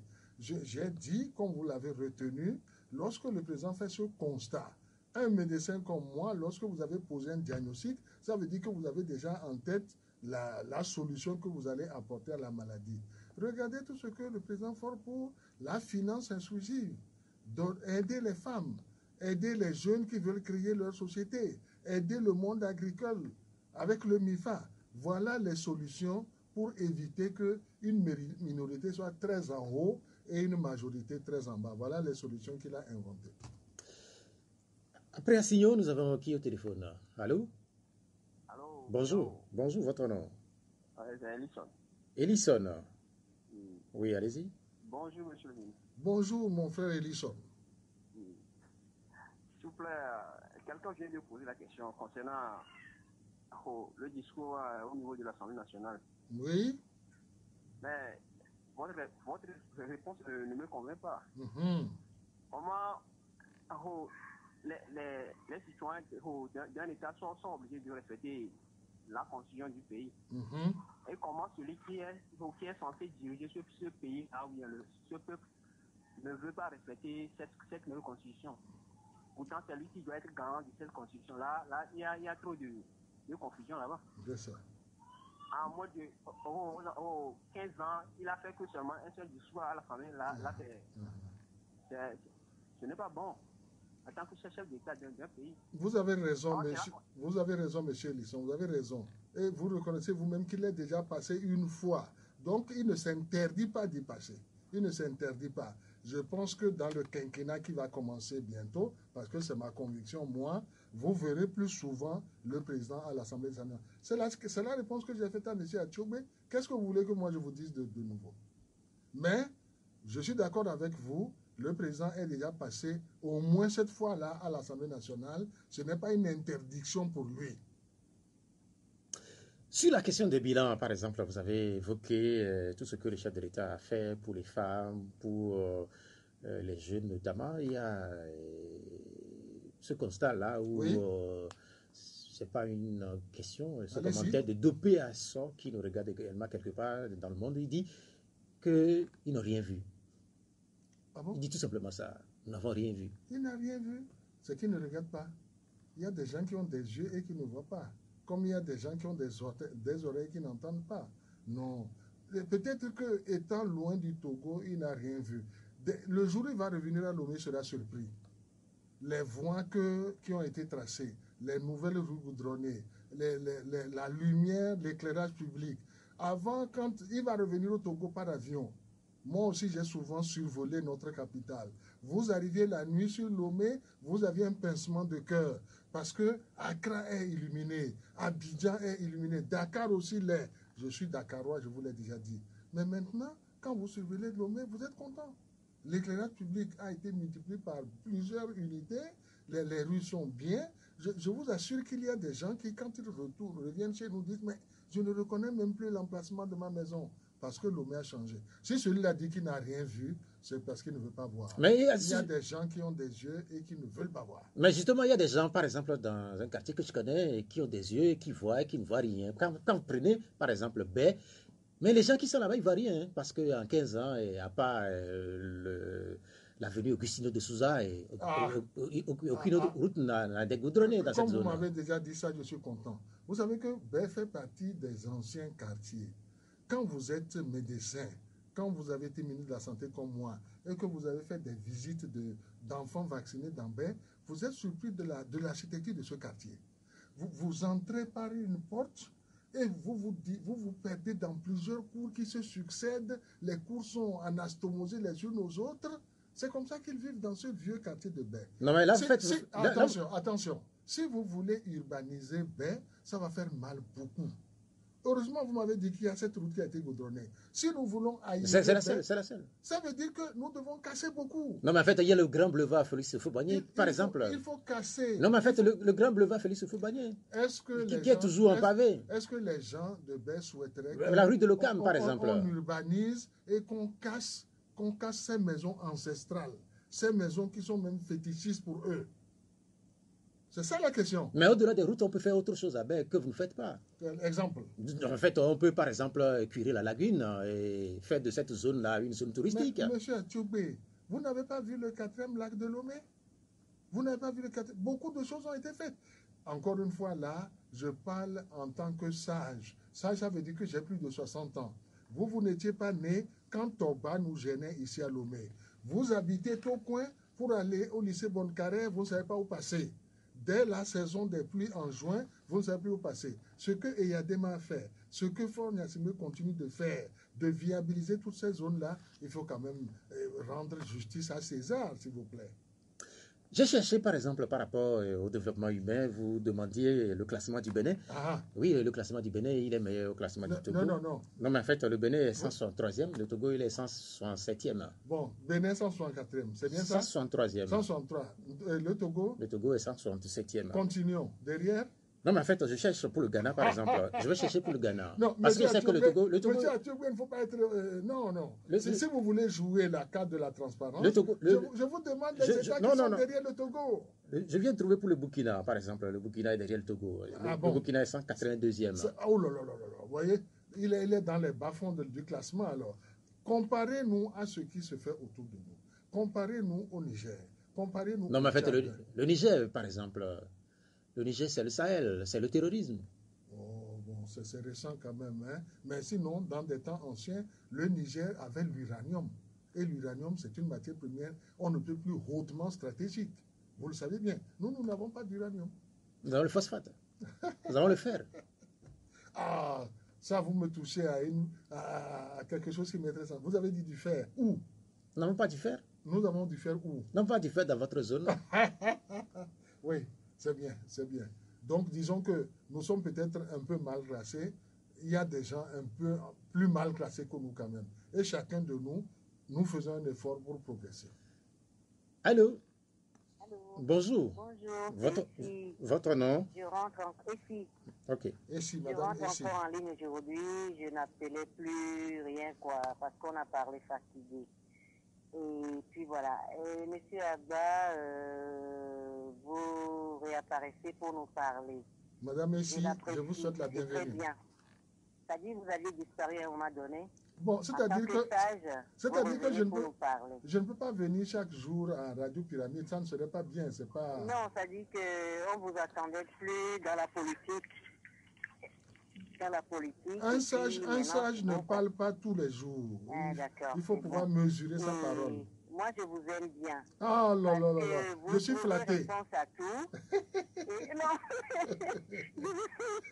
Allez, Madame Essi, posez-moi votre question. Mes deux questions. Dites-moi, pourquoi vous ne voulez pas alterner? Pourquoi le RPC ne veut pas partir? Ça fait un. Alors qu'on a une constitution, on s'est donné une constitution de faire 1 ou 2 mandats et puis ça alterne quoi. Pourquoi vous ne voulez pas? Vous êtes là avec des subterfuges, des trucs quoi. Et l'APG que vous aviez signé après le drame de 2005, où s'en est? Le quoi? Où s'en est? Pour qu'on soit heureux dans le pays. Qu'est-ce qu'on a créé en 2005? Il parle de l'APG. Il parle de l'APG. Où s'en est après le drame? D'accord. Écoutez. Après la tragédie de 2005. Madame Essi, oui. Je vais parler d'abord de votre première question, alternance. Oui. Je parlais à l'instant du lycée Bonnecarrère. Nous avons fait quelques petits cours de latin là-bas. Dans alternance, il y a alter. Alter, ça veut dire autre. En 2005, lorsque le président Eyadema décède et que par des élections en 2005, Faure Gnassingbé devient président, c'est ce qu'on appelle l'alternance. Ça veut dire qu'il y a un autre à la place pour gouverner. Donc depuis 2005, nous sommes dans l'alternance. Si vous vous attendez une autre alternance, bon ben attendons. Mais nous sommes déjà dans l'alternance. 2. L'APG. Mais c'est l'APG qui nous fait vivre aujourd'hui. Si nous avons une nouvelle la Constitution, si nous avons le Code électoral, si nous avons la CENI est née de l'APG. Et tout ce qui était écrit dans l'APG, une après l'autre, toutes ces phases-là ont été consommées, ont été faites. Madame Essi, regardez bien notre CENI, la Commission nationale électorale indépendante. C'est l'une des meilleures qu'on trouve en Afrique. Hein? Elle est paritaire. Si vous êtes de l'opposition et que vous n'avez qu'un seul candidat, un seul député à l'Assemblée nationale, on vous fait quand même une CENI paritaire. Vous ne trouvez pas ça admirable, madame? Je ne peux pas dire plus. Bien. Après, madame Essi, est-ce qu'on a un autre auditeur? Allô? Oui, allô. Bonjour. Oui, c'est Pelé qui revient. Oui, Pelé. Pour ma question, là, il n'a pas répondu. Pourquoi il n'y a pas de vice-président dans la région de Kara? Ah oui, d'accord. Et ce n'est pas là-bas seulement, hein. Ce n'est pas là-bas seulement. C'est pourquoi je vous ai demandé si vous étiez de notre parti. Dans le parti uni, nous nous organisons comme nous pouvons au fur et à mesure et nous améliorons le fonctionnement du parti. C'est même l'un des rôles que moi je joue là-bas. Les sages, dans leur statut, doivent réfléchir à un meilleur fonctionnement du parti. Alors, au congrès de octobre 2017, comme vous le rappeliez, nous avons laissé Kara et Lomé sans vice-président. Ça veut dire que là-bas, il y a quelques petites difficultés, un grand nombre de militants, il y a des gens compétents et le président du parti ne sait pas encore qui choisir. Alors, de temps en temps, on demande au vice-président région centrale, l'honorable Acha Dedi, le ministre de l'Éducation nationale, des enseignements primaires et secondaires, il joue le rôle de vice-président Kara.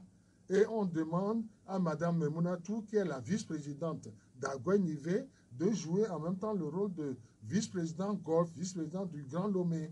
Donc, laissez les militants du Parti uni s'organiser comme ils le veulent, en attendant que vous-même, j'ai cru entendre que vous allez venir chez nous bientôt. Il y a cette question qui revient sur le nombre de mandats de l'actuel chef de l'État, c'est la question de Gervagos. Il demande si, par exemple, à la fin de cette année, à l'examen, on demandait aux élèves du Togo et lequel mandat va faire, si éventuellement Faure gagner, le chef de l'État. Quelle doit être la réponse? Je répète la réponse. Compte tenu de la constitution qui a été modifiée, la nouvelle constitution fait que Faure Gnassingbé fait son premier mandat. Voilà la réponse. Ok, allô? Bonjour. Bonjour. Votre nom? C'est Komi. Komi des Anguera? Affirmatif. Ok, allez-y. J'ai deux questions à notre invité. Oui, allez-y. Les choses sont autour de nous. Nous avons les yeux pour regarder. Voyons, nous ne sommes pas des aveugles, mais ça n'avance pas. Et la route Lomé-Zanguera n'est pas électrifiée, ni élargie. Mais Même chose pour Ségué. Et quand je prends Agoué, par exemple, c'est la devanture d'Agoué qui est goudronnée pour situer la douane jusqu'au contournement. Donc on ne voit absolument rien. Ma question est de savoir, est-ce que vous préparez, vous les militants et sympathisants du MIR, à la pénance? Parce que j'ai pu écouter que vous vouliez gagner au premier tour un coup KO. Le président de la République même dit quand quelqu'un est déjà au KO, on ne lui donne pas, il ne donne plus de coups. Ça voudrait dire que vous ne vous préparez pas pour la pénance. Est-ce que vous faites ce travail pour que soit Agbeyoume ou Fabre puissent vous gagner valablement dans les urnes? Deuxième question, nous avons constaté lors des locales qu'il y a eu bourrage d'urnes à Tapamé. On a eu même annulé certaines élections d'Anvo 1 et Patatras sous le fait qu'il y a eu des irrégularités et que la CENI n'a pas éclairci ces irrégularités sous format de bourrage, de piquage de PV. Est-ce que cette fois-ci, les bourrages d'urnes ne seront pas de mise pour Atapamé? Je vous donne qu'on avait eu à arrêter la personne, présenter à la gendarmerie, mais on a pu le laisser. Est-ce que ces bourrages vont revenir? Bien, merci. Merci pour les deux questions, cher ami Kobi. Monsieur Kobi, la première question, moi, je n'ai pas bien compris. Il a parlé de route. Il a parlé de la route de Zanguera, Ségbé, Agoué, et puis il a lié ça à l'alternance. Bon, je ne vois pas le lien, hein, mais je répète, pour nous qui sommes à unir, l'alternance, nous la vivons depuis 2005. Et alternance, ça veut dire un autre pour gouverner. Il y avait Eyadema, aujourd'hui il y a Fonia Ségbé, nous sommes dans l'alternance. 1. 2. S'il s'agit des routes, je suis d'accord avec vous. Moi, j'habite sur la route d'Adido Gomé et vous avez raison de dire que pour aller à Zanguera, la route est très ancienne, elle est étroite, mais c'est l'une des priorités du gouvernement. Ça, moi, j'ai entendu, parce que ça me concerne directement, j'ai entendu qu'en 2020, on va entamer les travaux à Tikoumé péage. À Tikoumé péage. On aura un boulevard de 2x2. Je suis togolais comme vous, j'espère que ces travaux vont commencer. Vous avez raison, Ségbé. Je connais aussi Ségbé. À partir du carrefour de la douane pour arriver vers Ségbé, il y a du travail à faire. Mais les infrastructures routières, ça coûte beaucoup d'argent. Il faut être honnête. Il faut que le ministère des Finances s'y prépare. Il faut qu'on mette de l'argent de côté. Il faut qu'on trouve un partenaire qui puisse nous en prêter. Nous allons le payer à tempérament dans le futur. C'est comme ça que nous allons faire ces routes. Monsieur Atchoubé, aidez-moi pour la deuxième question. La deuxième question, les bourrages. Elle y est, oui, au bourrage des urnes. Les bourrages des urnes, moi, je vous laisse seul juge. Je parle chaque fois qu'il y a élection, il faut être honnête. Je ne suis pas partout. Je parle de la préfecture de Bassar. C'est là-bas que moi je vote et je peux vous assurer que dans chacun des bureaux de vote, chaque candidat a son représentant. Mais vous êtes où et puis il y a bourrage de vote? Vous êtes où? Si vous représentez tel candidat, le candidat A ou le candidat C, vous ne pouvez pas venir vous prendre à la publication des résultats qu'il y a eu bourrage. Vous étiez où? Moi, je ne connais pas ça. Je ne connais pas bourrage d'urne. Je sais que... Je vais boire oui, en fait, prenez un coup. Le temps de rappeler que, par exemple, sur le classement des pays, j'ai trouvé pour le Ghana qui est très loin devant le Togo, il est 142e et donc seul dans ce petit groupe-là, c'est le Burkina qui est derrière. C'est seulement le Burkina. Non, mais en fait, dans le petit périmètre là. Non. Le Burkina derrière. Le Niger est certainement. Non, mais en fait, le Niger est un peu plus loin. Le Tchad est derrière nous, certainement. Je n'ai pas les mêmes... Puisque vous venez de prendre de l'eau là, je vais profiter pour lire ceux qui sont derrière le Togo. Après le Togo, il y a le Soudan qui est 168e, il y a Haïti qui est 169e, il y a Afghanistan, il y a Djibouti, il y a le Malawi, il y a l'Éthiopie, il y a la Gambie, il y a la Guinée, le Libéria, le Yémen, et la Sierra Leone, et le Burkina Faso. Il y a du beau monde derrière nous. Et l'Érythrée. En fait, on peut quand même pas, vu tout l'aura que le Togo vit. Mais chaque année qui passe, quand il y a ce classement de PNUD, le Togo progresse. Le Togo progresse, c'est ça qui est intéressant. Oui. La question de l'auditeur qui parlait de bourrage d'urne, vous avez dit que vous Je ne connais pas ça. Je sais que dans chaque bureau de vote, lorsque le scrutin a été clôturé et le comptage fait, vous avez votre procès verbal. Vous savez très bien aussi que l'histoire électorale du Togo est justement liée à cette question de procès-verbaux qui parfois sont non disponibles pour certains candidats. Vous savez très bien aussi, je vais terminer, que le jour du vote, il y a ces coupures d'Internet ou de téléphone. Hein, et ça aussi, il y a ces questions de bourrage d'urne. Ce qui fait dire à certains que les élections sont volées. Est-ce que cette année va être différente des années passées? Je reviens aux précédentes années avant de parler de cette année.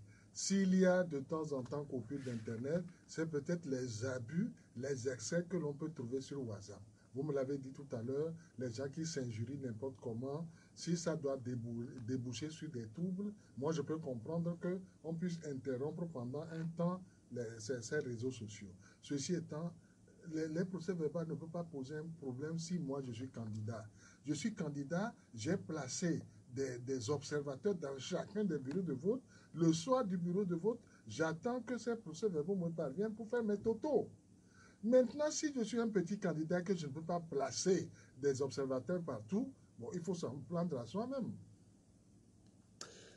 Il nous reste quelques minutes pour terminer cette émission. Nous allons parler de coronavirus, puisque vous êtes médecin, ça fait peur partout dans le monde. Le foyer, c'est en Chine et dans le monde, c'est le branle-bas, comme on le dit. Oui. Est-ce qu'on doit également, avoir peur au Togo? Je pense que le ministre de la Santé, c'est son travail, prend les mesures qu'il faut. Mais moi, je n'ai pas peur exagérément parce que je me dis que c'est un virus de l'hiver. C'est comme la grippe en Europe, de façon continue, permanente. Chaque année, quand l'hiver arrive, la grippe vient, qu'elle soit espagnole ou asiatique. Ils ont même des vaccins pour. Cette fois-ci, le coronavirus peut-être est plus nouveau, en ce sens que on sait où il a débuté et on sait que il se transmet par voie respiratoire. C'est pourquoi chacun de ceux qui sont dans ces zones-là, il y a une crise, on n'arrive pas à trouver des masques. Il suffit de mettre un masque. Vous serez contaminé si un malade à côté de vous a toussé. Il tousse, il expulse des virus que vous respirez. C'est comme ça que vous vous contaminez. Bon, dans les pays africains jusqu'à présent, chaque ministre de la Santé a pris des dispositions. Je sais par exemple qu'à l'aéroport, si vous venez de ces pays asiatiques, loin là-bas, les infirmiers vous prennent la température. Il y a des instruments. On n'a pas besoin de vous toucher pour prendre votre température. Si vous avez déjà de la fièvre, vous allez être un cas pour la quarantaine. Ce n'est pas encore le cas. Donc, disons, pour répondre à votre question, nous n'avons pas encore des raisons d'avoir peur. Ça reste un virus de l'hiver, ça reste un virus de ces pays-là qui connaissent l'hiver. Si nous prenons attention à ce que des fiévreux n'arrivent pas d'Asie sans contrôle, oui. Je crois que j'ai répondu à votre question. Donc, pas de panique exagérée dans notre... Pour le moment, non. Nous avons d'autres maladies. Je pense que le virus de l'hiver, ce virus qui amène la grippe de façon saisonnière, nous n'avons pas de raison de nous plaindre. Mais cela n'empêche pas que chaque pays soit déjà sur le qui-vive pour contrôler ceux qui peuvent venir d'Asie nous apporter cette maladie-là. Puisque nous rentrons bientôt en campagne et que vous êtes ministre de la Santé, j'ai été. Vous avez été ministre de la Santé. Je ne sais pas si... Vous voulez bien redevenir ministre, par exemple? Non, regardez mon âge. J'ai beaucoup apporté, hein, surtout dans ce ministère de la Santé. J'ai été 3 fois ministre de la Santé. Qu'est-ce que vous voulez que j'invente encore là-bas? Non. Vous êtes fatigué? Ça suffit. Pas fatigué, mais à d'autres périodes, d'autres hommes. 3 fois, monsieur. Quand on évoque la santé au Togo, oui. La question qui vient aussi, c'est qu'en 15 ans, et sur ce tableau-là aussi, le chef de l'État actuel n'a pas fait beaucoup de choses. Oh là là. Il n'y a pas d'hôpitaux, par exemple, de référence dans notre pays. En fait, quand on évoque l'hôpital CHU, certains comparent cet hôpital-là à un mouroir. Allez, je sais, c'est le terme journalistique, ça. Quand on a dit l'hôpital est un mouroir, on est content. Allez au contournement chinois. Juste après, vous allez voir de grands travaux qui sont en train de se faire. Il y a l'hôpital Pellegrin qui est en train d'être, qui va sortir de terre bientôt. Vous qui voulez un hôpital de référence, eh bien, vous en aurez là-bas. Mais dire qu'on n'a rien fait pour la santé, non. L'hôpital de Togo, même s'il est vieillot, c'est vrai qu'il a été construit en 1954. C'est en 1954 qu'on a construit ce... Mais c'est dans cet hôpital qu'on trouve les meilleures têtes. Tous les professeurs de radiologie, de rhumatologie, d'obstétrique, les grands professeurs sont dans cet hôpital-là. Autrement dit, vous avez la matière grise. Les installations sont vieillottes, mais quand vous arrivez, vous trouvez des hommes de science qui vous prennent en charge. Vous dites que le président Faure n'a rien fait. Moi, je peux rappeler un exemple, au moins un, celui-là. Allez-y. En 2007, tout à coup, il y a plusieurs cas de fièvre jaune qui sont déclarés. Le président Faure m'a donné des instructions. Je suis parti à Genève, j'ai ramené des vaccins. On a vacciné toute la population togolaise.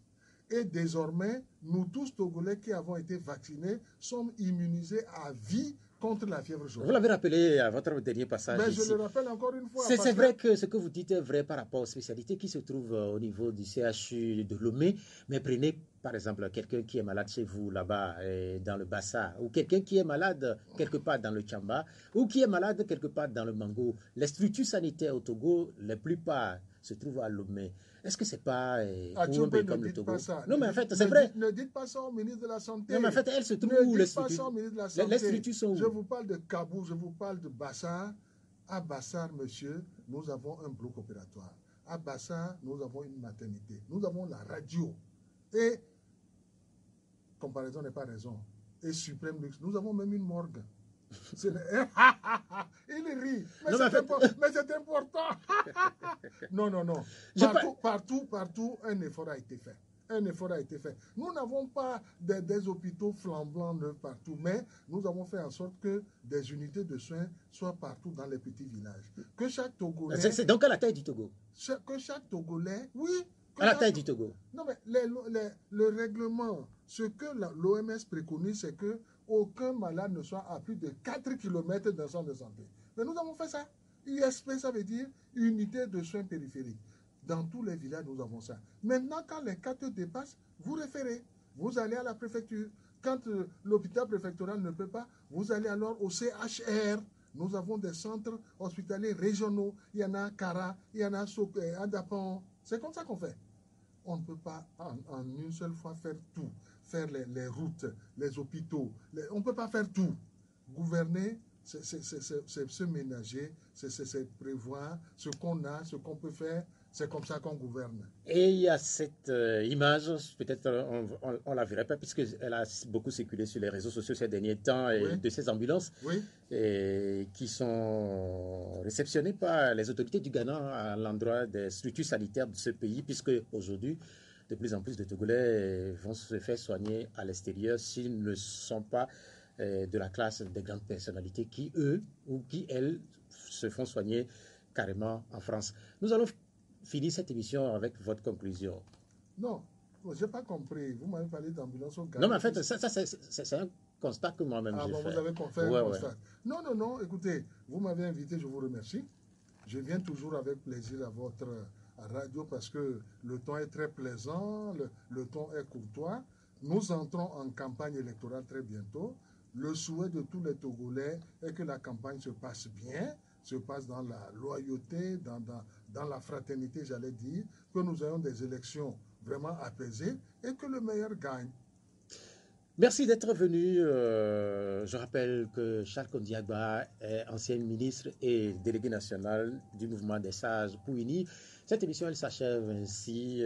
Dimanche prochain, nous allons nous retrouver en pleine campagne électorale avec un autre invité. Romanique Freitas, merci d'être resté à la technique. Je suis Pierrot Atiobé. Au revoir.